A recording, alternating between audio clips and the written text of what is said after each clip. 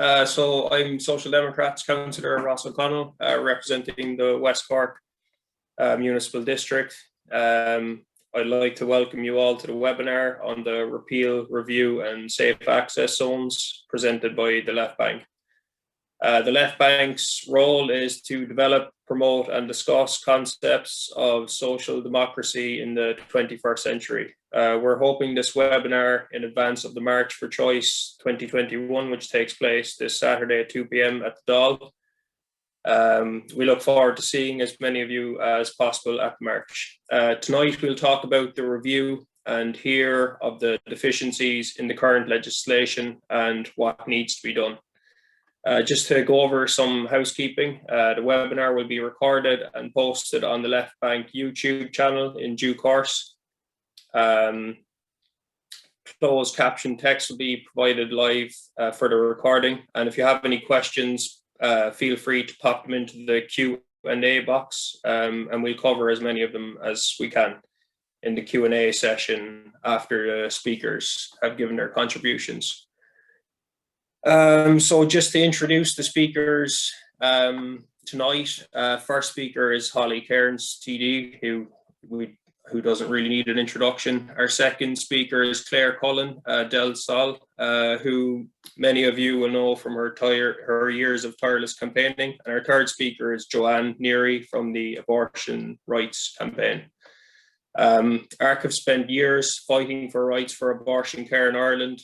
6,577 people have accessed abortion care in Ireland in 2020.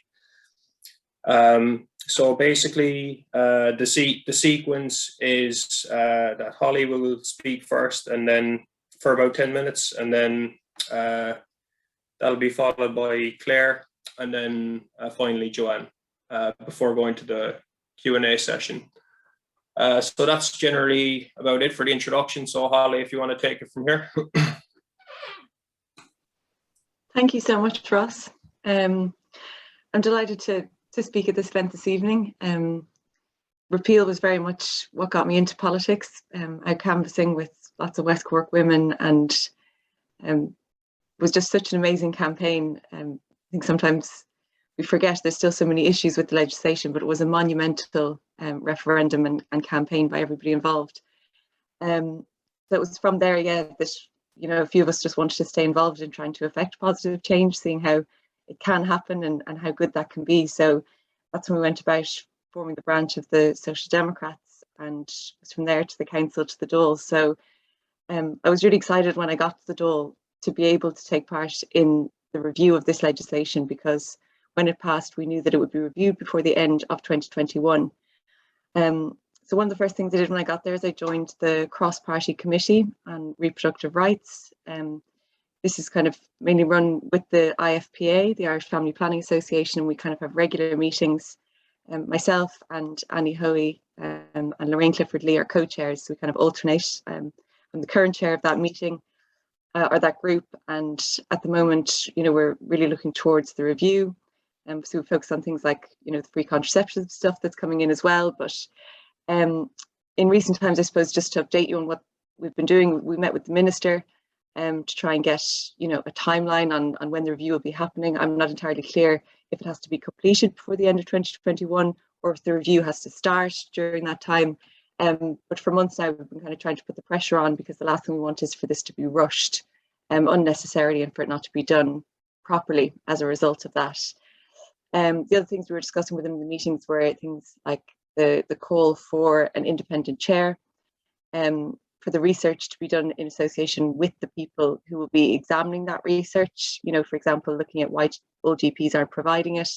And I know other groups like ARC and the FPA and the Abortion Rights Campaign, everybody have been having similar meetings with the minister, and everyone seems to be singing off the same hymn sheet. So that's very positive. In terms of the current legislation and the issues with it, I suppose a lot of it are things that were very much predicted during the repeal campaign and afterwards when we saw the legislation coming through. And I think that's, it's hard to digest that, and it's disappointing that we knew some of these issues were going to come up, and it sort of felt like it had to happen that way anyway to get it over the line. And ultimately there's been an awful lot of suffering as a result of that. I won't go into the details of that too much because I know the next speakers will do that much better than me. But what I want to focus on is the kind of policy side of it, and what I'll be focusing on during the review as the kind of spokesperson for the Social Democrats on it, and just somebody who feels very passionately about the need for free, safe, legal, local access to abortion care.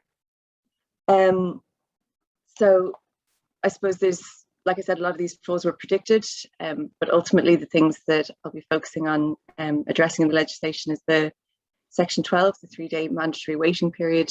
There is no evidence base for this or reason for it.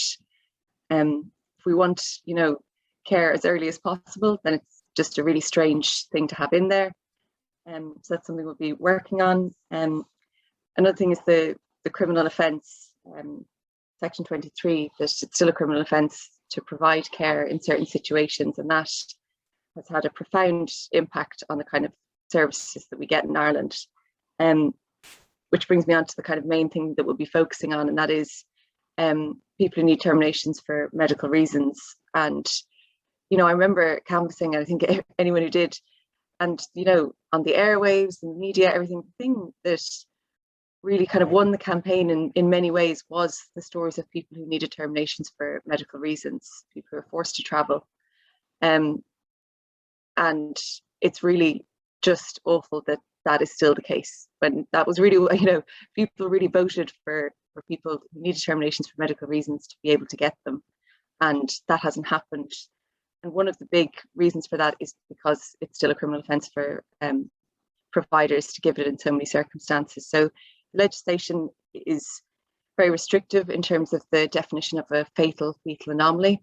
And that means that the doctor has to be sure that the fetus will only live up to 28 days. It's, in many cases not possible to prove that. It's very restrictive, and yeah, the other speakers will go more into that, but ultimately what we'd like to do in the Social Democrats in terms of reviewing this legislation is to make sure that, it's not about the definition of fatal or change that, it's to make sure that everybody can get the care that they need as early as possible and as late as necessary, a decision between a woman and her doctor.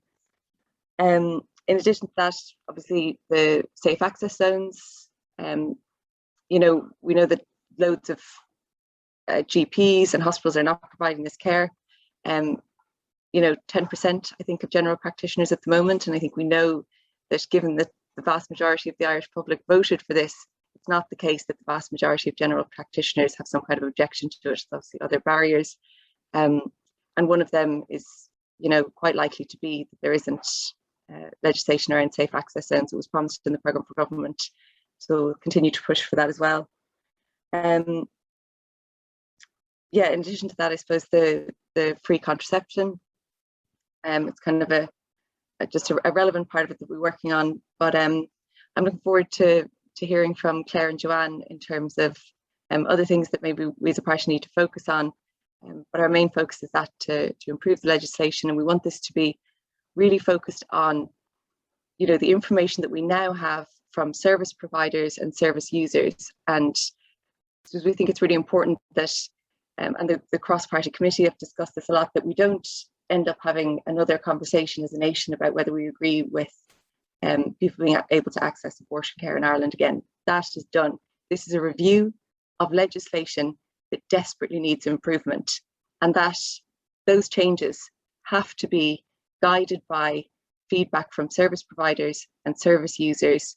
We need experts in human rights and women's health guiding this, and not, these awful divisive debates. And I think one of the things we're really hoping as well is that, like I said, those, unfortunately, it took all of those awful stories to get Repeal over the line, and it really can't be and shouldn't be the case that people have to go out and tell their stories again to access the care that they need, or so that people after them can do that. It needs to be based on research and the evidence that we have, that we know we can improve this service. So I'll leave it at that. I'm happy to take questions afterwards, and I'll hand back to you, Ross, or over to Claire. Yeah, thanks a lot, Holly. We'll probably just take the questions all together at the end, but If you have any questions for Holly, you can still put them into the Q&A chat now. So yeah, we'll move on to Claire. If you want to take it from here, Claire. Thanks a million. Hi everyone.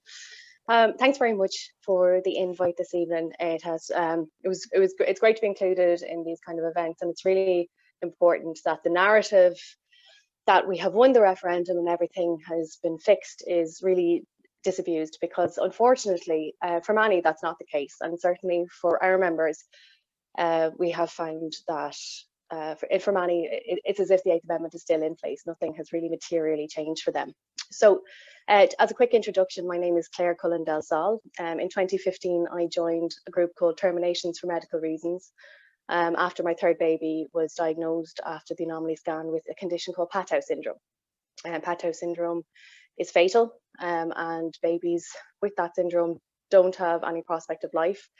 But at that time in this country, that was irrelevant. As long as I was pregnant, I had to stay pregnant unless my life was in danger. And unfortunately, many women, not with Patau syndrome, but with similar diagnoses, find themselves in the same situations to date. Terminations for Medical Reasons was established in 2012. 4 women sat around their kitchen table after meeting on an online forum, having realised that they'd all shared this experience of travelling for a termination after a fetal diagnosis. And those 4 women literally worked their arses off to get credibility and to get notice and to get people to talk about that issue. And to date, we still sit around our kitchen tables, albeit on Zoom now, and have the same conversations that they had.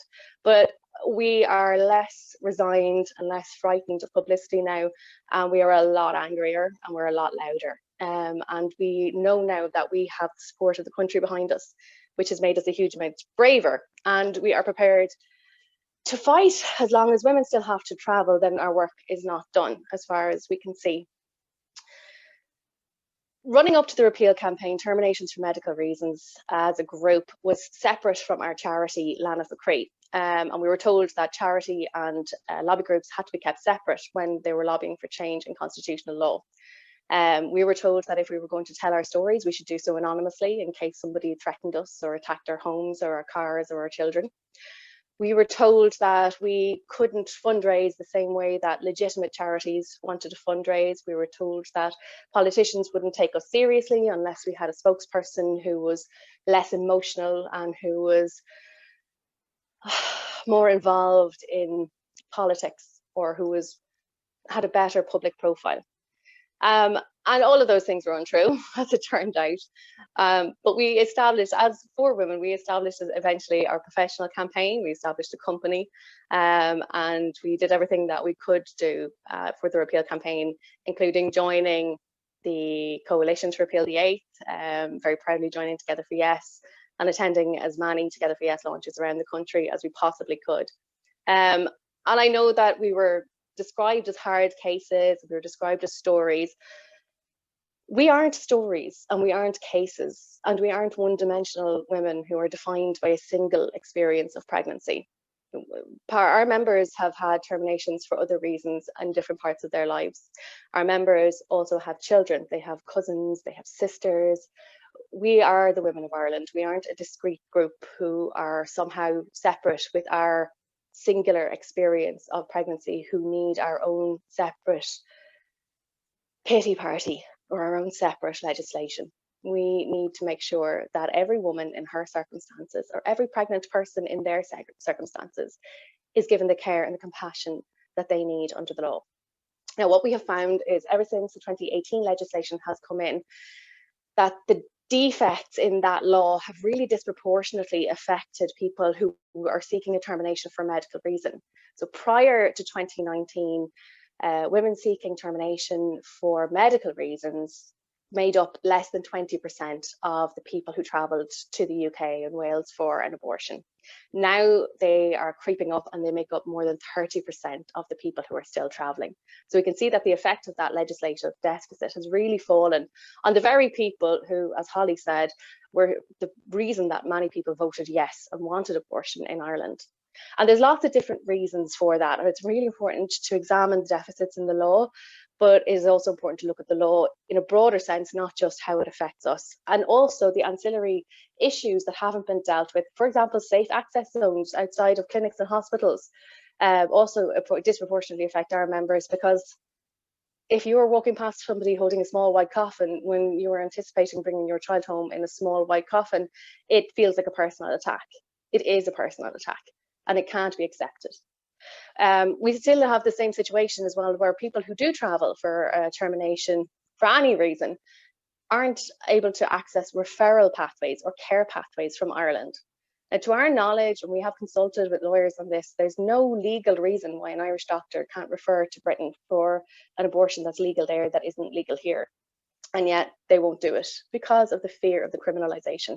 And so that's the first deficit in the law. It still criminalises doctors who are doing their best for their patients, or who want to do their best for their patients. And we say it all the time, it's a real cliche. This criminalisation has a chilling effect. But what it really means is that people aren't getting the care that they want, and that doctors are frightened to provide it. There's no other medical procedure that is criminalised in that way when it is to be carried out in good faith on a willing, consenting patient. And yet, for some reason, on abortion it is. I'm going to quote mostly this evening from a report that has been compiled for us by Fiona de Londres, who is an incredible professor from Birmingham Law School, who specialises in human rights and constitutional rights. And the recommendations that we want to see, again, we don't oppose anybody else's recommendations. We want to join with all of our brothers and sisters in arms who are fighting to make sure that women and pregnant people get the best possible care in Ireland. But these are the ones that we feel are best for our members. So especially the number one is the decriminalisation of abortion in total. Number two is a wish list of priorities. If that can't happen, then we need to make sure that abortion is permitted beyond the grounds of serious fetal anomaly. And at the moment, what we're looking at is that 2 doctors have to sign off that they are certain that a baby will die within at least 28 days of birth or before.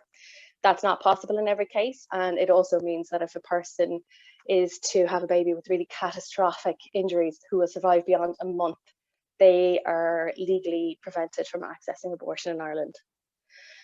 We also see that the maternal health system hasn't been properly resourced, and that we were promised that it would be, and see that there's massive delays in people getting access to things like scan results, or even to the procedures that are the medical investigative procedures that would tell them what exactly is wrong with their baby or with their pregnancy and what the outcome will be. We need to look at the guidelines and the separation of the idea that maternal health is a completely separate consideration from fetal health, and recognise that the health of the fetus has a direct impact on the health of the mother. And that's something that isn't being considered at the moment. So if a person is refused a termination because their baby's condition isn't fatal enough, the mental health impacts on the mother aren't considered as grounds to then further consider whether maybe that should be an area that is looked at in terms of granting an abortion under the health grounds of the law. That's a whole separate procedure that a woman has to go through. And to date, none of our members have done that or even considered it. The multidisciplinary teams that are supposed to be compiled whenever a person is considering abortion, they are supposed to decide whether or not abortion is clinically necessary, but they also now have to decide whether it is legally allowed. So the idea that a multidisciplinary team has to decide whether or not under the law an abortion that is clinically indicated can be allowed is ridiculous. It's beyond the remit of most hospitals, and it really shouldn't have come to that, because it puts those teams in a position where they're trying to balance their medical licenses with what is best for the patient in front of them. Healthcare workers need to learn how to properly address patients who are accessing termination services. And this is something that is rare, thankfully, and a lot of the patients that we see and a lot of our members who do access termination services in Ireland are being treated really, really well. But the ones who are not being treated well have horrendous experiences, and this really needs to be addressed. And I think provision needs to be made in law for that kind of training, and it needs to be insisted upon, because now at the moment hospitals don't have to provide any service that they don't see fit, but they also don't have to even train or advise their staff to treat patients well if those patients are going to make a decision that for some reason the hospital is opposed to for ideological or zealous reasons. And also we want to see better pathways and better links between Ireland and other countries when it comes to referring patients who need essential healthcare. Hearing that Brexit is going to impact on whether or not they can talk to a UK hospital isn't good enough. Work around it. Every business has to find a way to work around Brexit. Every business has had to find a way to work around COVID. It is essential that people who have to leave this country for healthcare get a continuity of care, that they are able to see their own healthcare providers when they return, and that they aren't ignored and left out of the system. There's many other things that we are going to be fighting for. We have great reports that we are going to be releasing in the near future. And hopefully we will see political support, and I've no doubt that we'll get it from the SOC Dems anyway, but hopefully we'll see political support, and that when this legislation does come up for review, and hopefully it'll be soon and we will be told about it, that the lived experience of the people who have had to access medical and legal facilities under the current legislation will be given serious consideration, and that any amendments will have their best interests at heart. Thank you.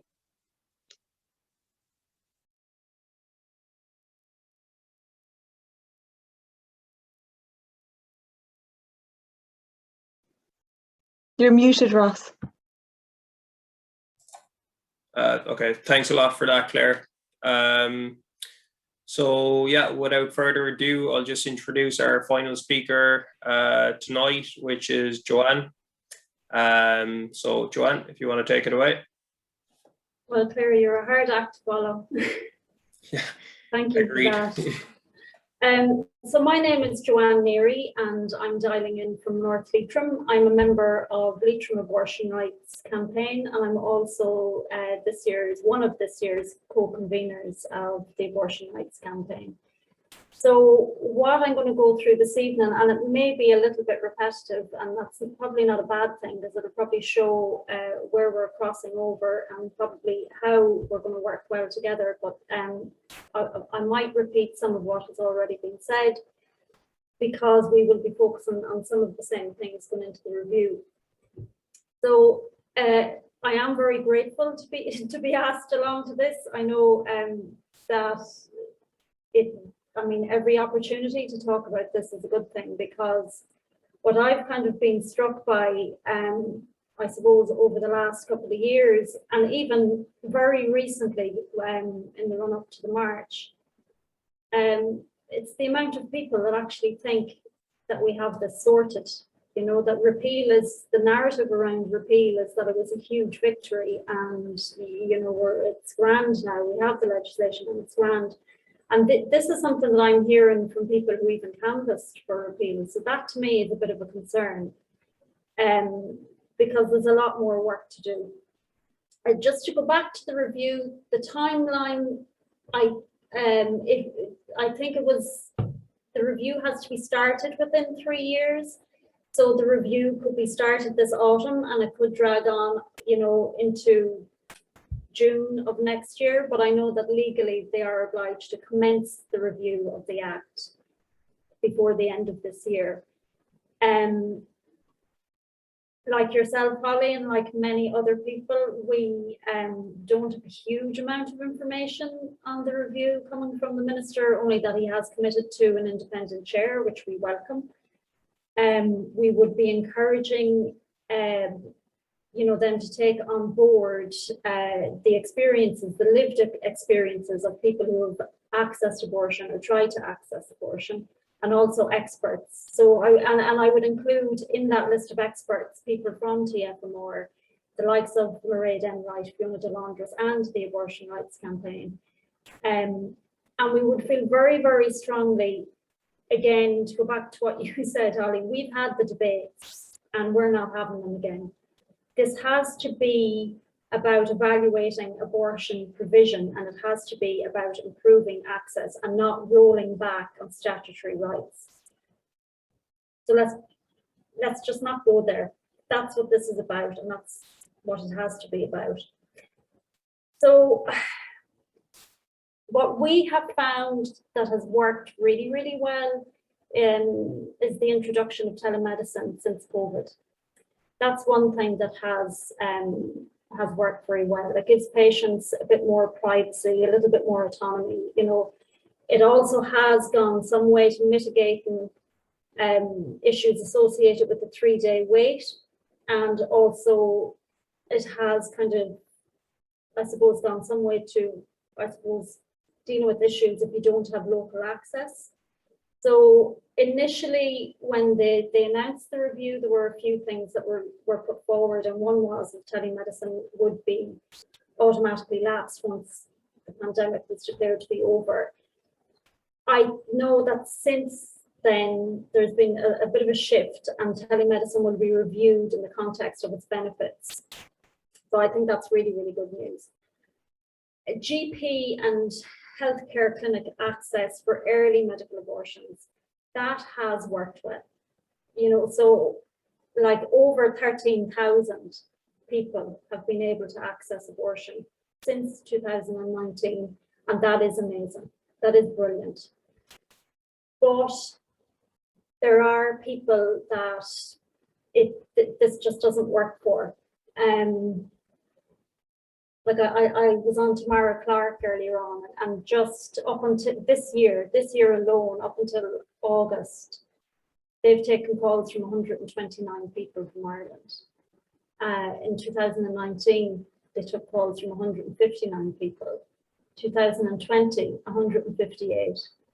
You know, I mean, in 2020 and 2021, we were, you know, sometimes living in the height of a pandemic and not meant to go outside a 5-kilometer zone. Like, it's just, it's really unacceptable that that's still happening. The barriers that we kind of see, and I suppose because I'm stuck in March mode and I'm thinking of a few things that we have, and I suppose I have identified them as, like, you know, 14, 12 and 3. And again, it's the 14 years prison sentence that hangs over doctors, but actually it also hangs over, sorry, I'm in an office, it hangs over people who would assist people to get an abortion outside the parameters of the current legislation. And as you said, Holly, it's a rigid legislation, and because of the 14-year sentence that still hangs over people, it's interpreted very conservatively, and it does put fear into doctors. It does prohibit doctors from providing the care that they actually want. They want to give that care. They want to be able to, and I think it really does have a very negative impact for people who definitely more kind of, you know, go getting a fatal diagnosis. They're just afraid. And I know in our research, a number of the participants said that the doctors wanted to, they wanted to help them, but they told them that their hands were tied. You know, this legislation is incredibly rigid, and it places our healthcare providers, our conscientious providers, into a terrible, terrible bind. The 12-week gestational limit is another issue. And we know that people who would have started their abortion underneath the 12-week limit and had failed abortion, they were sent packing. They were told to travel, like, even after 2 sets of abortion pills, bleeding heavily, and that was it. No support, no information given sometimes. You know, I mean, that's just horrific. And then the 3-day wait, like the Coveney cool-off, we call it in Leitrim. It's misogynistic, it's paternalistic, it's so insulting, it's medically unnecessary. It causes a huge amount of stress. It puts so many people over the limit, and it just has to go. Like, there's no reason for it to be there. A lot of the respondents to our study said that they found it demeaning, that it's like they're still not trusted to make their own decision. And again, to go back to the narrative, the Together for Yes narrative, we voted to stop sending people away, and we voted because we trusted women. I mean, 3-day wait suggests to me that they still don't trust us, you know. So going into the review, we will be very much, they will be things that we will be very much looking at, you know, hoping that there will be a lot of focus on in the legislative review. And I suppose I would have to acknowledge that, again, I think a lot of legislation is kind of drafted from a privileged, able-bodied perspective. So we have to acknowledge that the barriers are felt, they're more compounded for people with mental disabilities and people in rural Ireland. What we will call for, like yourselves, Claire, and what you're pushing for, Holly, we'll be looking for full decriminalisation. And we've always looked for that. It just has to be done. Once you start to create parameters, and there will always be somebody that will fall out of the legislative, outside the legislative parameters. So we will be calling for full decriminalisation. We'll also be calling for the removal of the 3-day wait. And we will also be looking for the removal of the arbitrary gestational limits, so the 12 weeks. The 12 weeks, it's, again, these things are kind of unnecessary and suggestive that, you know, we're not to be trusted to make our own choices, which we know everybody who needs an abortion will usually access it as early as possible, and beyond that, for reasons that's, people will make the decisions that are best for them, and it's none of our business why they do. So as early as possible and as late as necessary will be what we would be advocating for as well. The other issues that we've identified would be what they sometimes refer to as conscientious objection, and it's basically refusal of care. So about 19% of the respondents to our study would have said that they had issues with refusal of care and refusal of a referral onto another provider, and that had really hugely significant effects on them, very, very negative. They felt really confused, they felt fearful, they didn't know where to go. And again, I'm not sure that has been raised before this evening, but finding information, a lot of people don't know where to go actually. My options, finding my options or finding information is very, very difficult. If you Google it, then like rogue agencies come up. So these kind of things need regulating as well. These are big issues, you know, where do you go? Where do you go to find the information? But just to go back to the refusal of care, like half of the maternity hospitals and just 10% of GPs not providing, it's just unacceptable 3 years later. And this really does have to be tackled in a meaningful way. And as you said, Holly, the introduction of the safe access zones is something that we need now. And we don't need 50 metres, we need 100 metres. Nobody, like that's a given, and we're waiting too long for those. Like I welcome the minister's commitment to safe access zones, but like, where are you? I do think the introduction of safe access zones would really help rural providers in particular. We have a special breed of anti-choice, anti-abortion activists, which call them that. I mean, I call them wingnuts, but anyway. I know a lot of rural providers would kind of cite the, you know, the fear of having these kind of intimidating protesters harassing patients and their staff on the way in is one reason why they don't want to provide. Another thing that we look at as well, the language isn't inclusive. You know, it's not just women that can get pregnant, and it's very important. We called for it before the the legislation was drafted, and now it's pregnant people. I mean, it's not exclusionary, you know, we're all people. I don't feel threatened by that word. We will be looking for more inclusive language. And yeah, like the safe access zones is one of a few promises that haven't been delivered. And I'm delighted to hear that there are a few people pushing for the free contraception. I would add that we also need secular sex education as well. Like, I'm 45, I know that probably seems ancient to a lot of people on this call, but I'm not actually not that ancient. But even when I was growing up, there was so much that just wasn't spoken about, like, you know, sanitary towels would be handed to you in a bag and you'd be told to use that kind of thing. We're a people that were kept in the dark about an awful lot of these things. And then the kind of stuff that was out in the open was stuff that was drenched with Catholic ethos that really didn't protect people from unwanted pregnancy.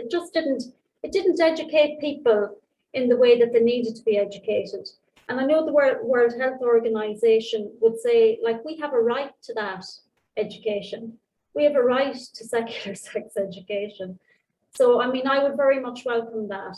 I mean, there's an awful lot to unpack with this, you know. I mean, these are complementary issues. Yeah, I think, just to conclude, I would go back to, I don't know, Holly, I know you were at the presentation of our research yesterday, and I'm always struck by how articulate Mairead Enright is. But yeah, she said that she would love to see a swing from the fear of being criminalized to the fear of damaging or unnecessarily, you know, demeaning or stress to, how did she put it? Subjecting another person to cruel and degrading treatment, which is the UN definition of torture, you know, kind of, we're making this difficult. We're making this unnecessarily difficult. And I think that we have to continue to just make the access easier. Just do what we can. Like, we have a right to access this healthcare. And I think maybe we just need to keep telling people that they have the right to this. Abortion care is not, I saw it on Twitter today, it's not a dirty word. Abortion care is healthcare.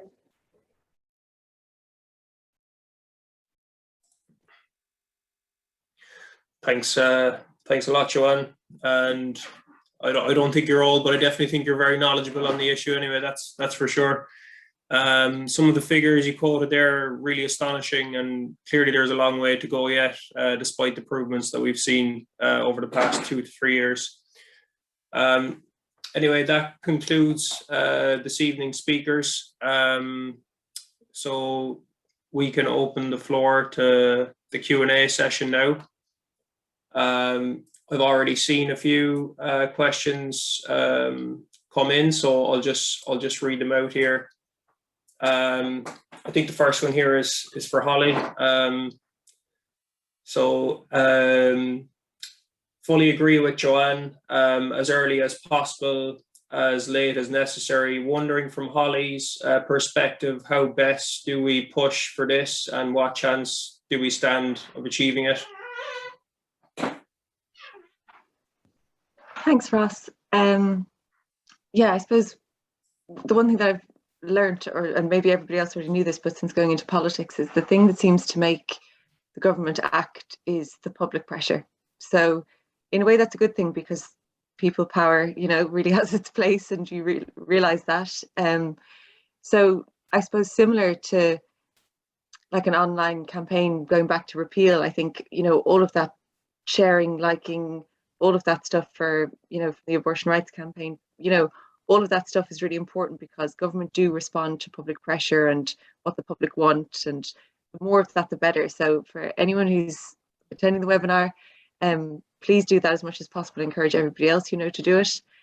I suppose the other thing that really has an impact on government is lobbying, to the point of fault. But I think, you know, I would really encourage everybody to lobby their local TDs, the relevant ministers, you know, all of the ministers in health. There's Stephen Donnelly, there's Anne Rabbitt, and there's Mary Butler, the Taoiseach, the Taoiseach, all of these people, and to, you know, probably the parties to adopt the stance that you think is the right one. All of that stuff, I think, is probably the best way for each and every one of us to try and, you know, bring this legislation through. In terms of what are the chances of getting it through, I can't say I couldn't really know the answer to that, only that I would be so surprised if we didn't. You know, we have legislation, you know, we've already had this referendum, we know that the legislation is not working properly. We have the, you know, the research, the medical experts, service users, and that's what all the information is gathered from. So there is no good reason to not change the legislation to make it a better service, you know. So I would feel very positive and hopeful, but the more we all kind of lobby for that, I suppose the better chance we have. But I would feel confident that it will pass through. I hope I'm not being too optimistic. Thanks a lot, Holly. There's another question here. With the momentum gone out of repeal, how do you keep your energy and passion and activism? Also, you're all legends and can't wait to see you on Saturday. So I'll leave that open to whoever wants to take it. I might come in on that bit, if you don't mind. To go back, how do you keep going? I feel very, very strongly, and I know I chatted with Nuala Colleen yesterday briefly. You do what you can when you can, because doing something is better than doing nothing. And I have to say, believe it or not, I hate meetings. They're a necessary evil. So sometimes, and it is actually this simple, you do it over a cup of tea. You do it over, like, look at what Claire was saying, 4 women sitting around a table after meeting each other online. We were empowered by repeal, but some people were wrecked by it. And I think there is a bit of reluctance to kind of come back into that kind of activist kind of arena, or that activist space. Like, I've never heard the word burnout so frequently as I have, I don't know, over the last number of years. Referendums are horrendous and we shouldn't have to do it. Like, these things, this type of healthcare should be made available to us. But what I would recommend is literally do what you can, but surround yourself with good people. You won't get along with everybody. You won't agree with everybody. You don't have to agree just because they're part of an organization. Hang out with the good people, especially the ones that make nice cake. Thanks a lot. I'd love to come in on that one as well. I think it took us 1.5 years to recover from repeal. I gave birth 2 weeks after the referendum to my last baby. And after that, I said, never again. I'm not doing this anymore. I'm never going into another campaign again. And that lasted about 6 months. And I think probably I've got a couple of colleagues on the call tonight, so they'll tell you, probably once a month, I have another meltdown and they get a long, angry, like sweary voice note from me where I'm saying, that's it, I'm done.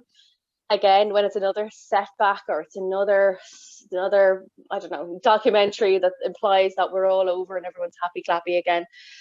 But what keeps me going are the people who are still traveling.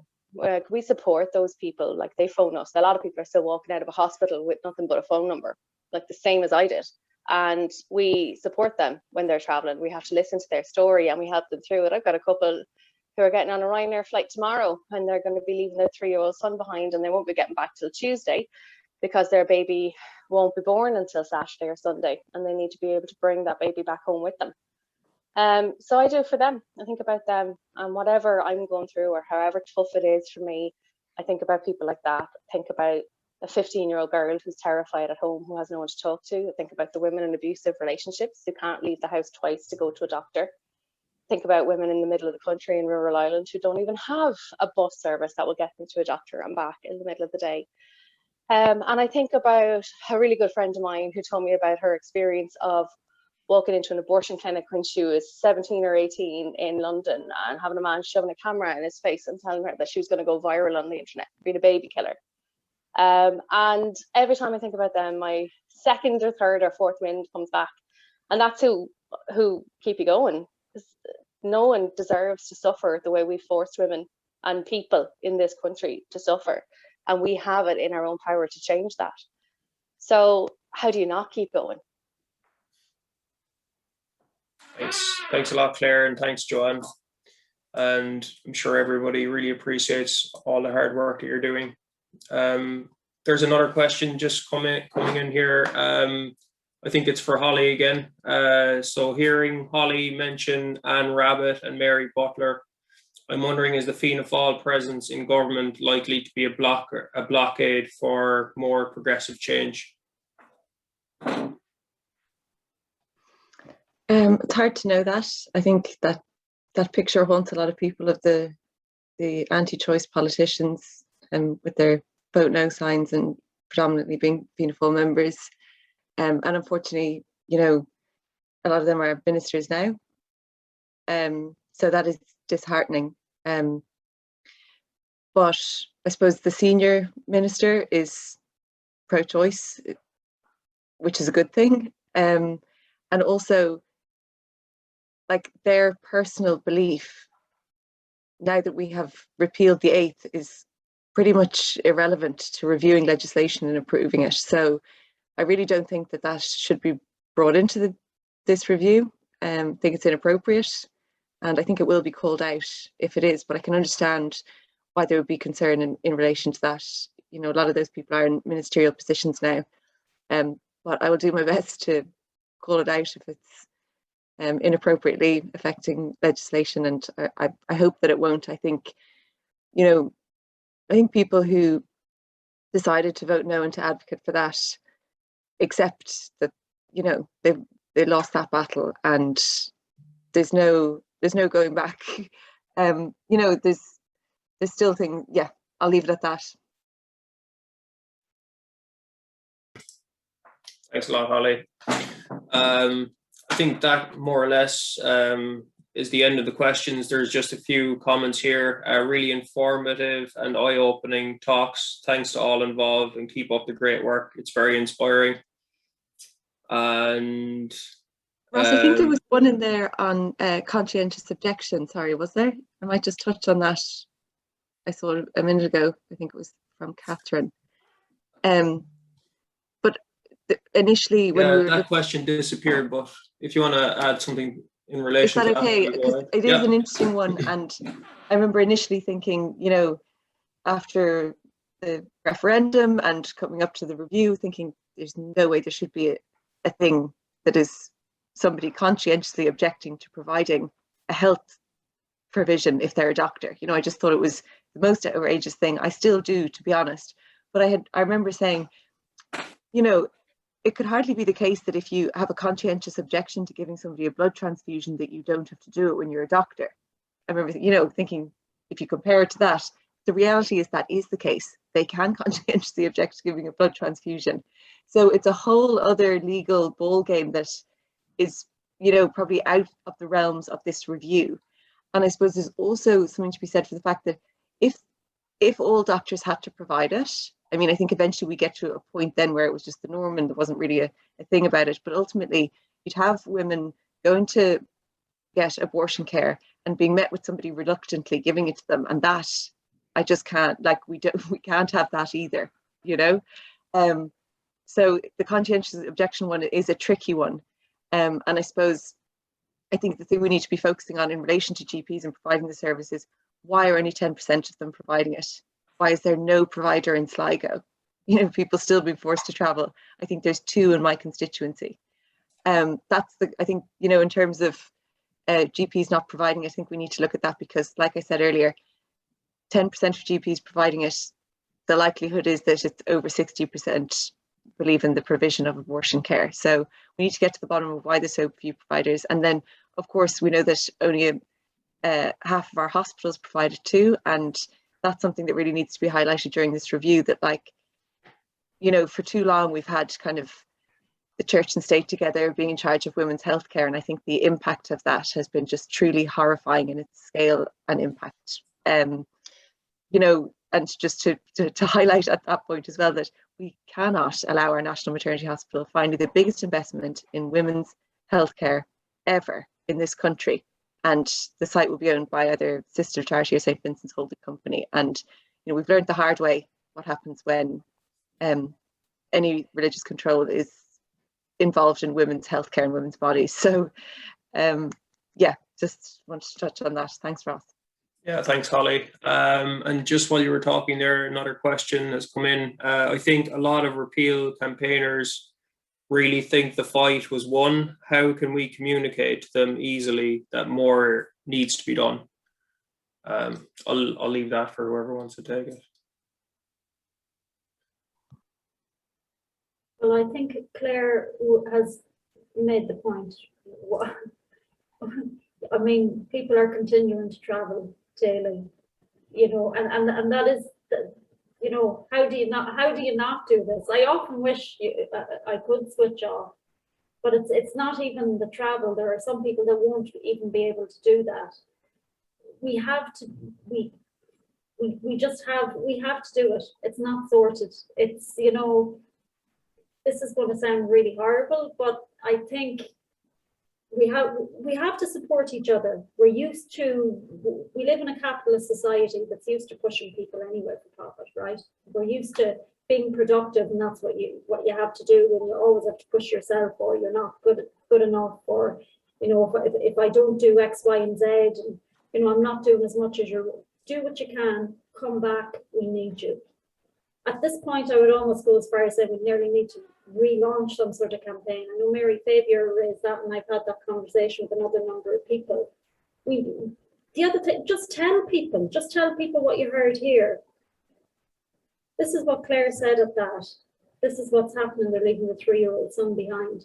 Have a cup of tea with somebody. Have a chat with people. Just tell them it's not working. That's all you have to do. Yeah, I totally agree. I think the conversations need to be had. They need to be had in a louder tone of voice. And I think we were kind of, I don't know, I don't want to say, I know it's a very buzzy word, but we're kind of gaslit into believing that we have to be really nice to people all the time, and that we have to be polite, and that, if we were shrill in any way, God forbid, then we'd be burned at the stake, like if we raised our voice. And I think now is the time to raise your voice, make some noise, because there's more than one competing message coming from the same side, unfortunately, at this stage. And people who are pro-choice and who are pro-repeal are, giving out a message that isn't accurate at the moment. But that's because they aren't informed. And I think an awful lot of the problems that we're facing with things like, we call it conscientious objection in some cases. We have seen people experiencing conscientious obstruction, where their abortion is being not just denied, but thwarted and prevented by somebody because of their own religious or whatever ideology, that they have decided that this person in front of them shouldn't get care that is legally allowed in this country for this person who's requesting it and who's in a desperate state. And this doctor has decided that he's going to offer up her suffering for his whatever ideology. And it's absolute bull, and it shouldn't be allowed. But the main issue is that women and people accessing the care aren't being empowered. They aren't being handed, when you go to the hospital with any pregnancy, even if it's a wanted pregnancy or unwanted pregnancy, you should be handed some kind of link or pack with information on all of your reproductive rights. Obstetric violence has been a long time issue in this country as well. People having examinations they don't consent to, people having threats of their child being taken away if they don't consent to early induction, or if they don't consent to cesarean section. Like, it has been a long time coming that, unfortunately, given the legal system and the religious ethos that we had in this country, we attracted a medical professional and a cohort of medical professionals, I'll say, a small cohort of medical professionals who don't act in the best interests of women, because they are so used to having their own ideology imposed on the patients in front of them. And they're used to being allowed and to get away with that. They hate the fact that they have had to give up this kind of control. They're not happy about it, and they are resisting it. And in some cases, they run maternity departments in large hospitals, in large cities, for example, in the southwest of this country. And they are getting away with murder. They're getting away with abuse and neglect of their own patients. And no legislation will change that. That's a cultural issue, and what that needs is better leadership, and it needs to come from the patient. They need to be empowered. They need to know their rights when they're going into hospital. We need to make sure that every person who is capable of getting pregnant in this country knows what their legal rights are. Can I just add something about the Catholic thing? I come from one of the holiest families in Ireland, and I have to say I have no problem pointing out to my family that Catholic ethos hospitals are not in line with best international human rights standards, and I think we need to bring it back to that, okay? And the other thing is as well that being a Catholic or being a religious person and being pro-choice the two are not mutually exclusive. We know post-referendum that a lot of people had a faith of some sort, and they also voted to repeal the 8th. So it's actually a myth. It's actually a myth that, you know, we're not De Valera's Ireland anymore. We don't have to be polite anymore, and we can challenge the church. It's done terrible things to us, and we just have to stop that. But I think we just have to be very confident as we move forward. As you said, Claire, our tone can be different now. We were toned down for too long. We were polite for too long. We don't have to be anymore. Thanks, Joanne, and thanks, Claire. Just one more question has come in. I know we're running out of time. It's for Claire again. Are pregnant people facing diagnosis of anomalies finding that it comes down to opinion of the individual doctor? It does in some cases. What the restriction, because, for example, so what the legislation states is that 2 doctors have to agree in good faith that the fetus is unlikely to survive pregnancy, or if is born alive, will die within 28 days of birth. That's the cold hard fact of the legislation. That's not my own words.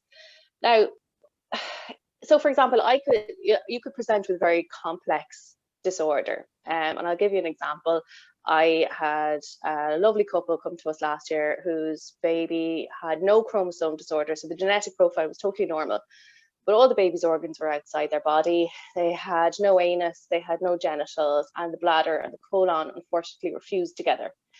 The baby also had really serious heart defects, and the heart, as I said, is outside the body. So those are any doctor looking at that baby or looking at the scan, and any lay person listening to that knows that that baby has zero prospect of life. I mean, there is no hope. However, that particular set of circumstances, those symptoms had never been seen altogether in one baby. So the doctor couldn't say in good faith that baby wouldn't live beyond 28 days because there was a possibility that they could, in the opinion of that doctor and that medical team. And that couple travelled because they weren't prepared to put the baby through the suffering that they were going to inevitably encounter.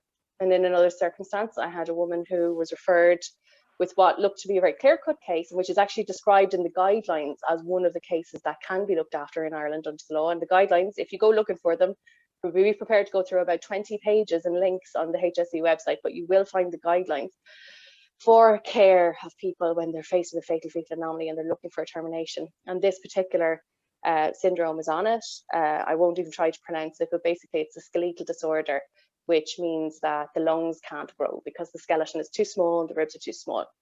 When the lungs don't grow, other issues occur, which can occur, for example, no amniotic fluid and many other issues. Anyway, it is 100% fatal, and it's usually fatal within minutes of birth. So the baby is generally born alive and then suffocates. And this woman was told by the head of a maternity department in this country that no consultant in this country would touch her with that diagnosis. Then she was told that if she was to have an amniocentesis, she would be waiting at least 10 weeks for the results. And after that, she'd be too late for a termination in England anyway. So she was ready to go for termination, but because of her mental health condition, her own doctor thankfully advocating for referred her for a psychiatric assessment to see could she access termination under the health grounds. And she ended up in a different hospital. And in that hospital, an obstetrician offered to give her a scan while she was there seeing the psychiatrist. And on examination of her, an ultrasound scan that he took 90 minutes over, he said, this baby has zero prospect of life and I'm prepared to offer you a termination if that's what you want. And that day she ended her pregnancy, her daughter was born and she got to go home, rather than traveling during a pandemic to London, which she was scheduled to do 2 days later. And because of her own autoimmune disease, she would have had to self-isolate for about 3 weeks by the time you took into account all the different ways that she would have had to travel, and would have had to spend all that time away again from her other child, her young daughter.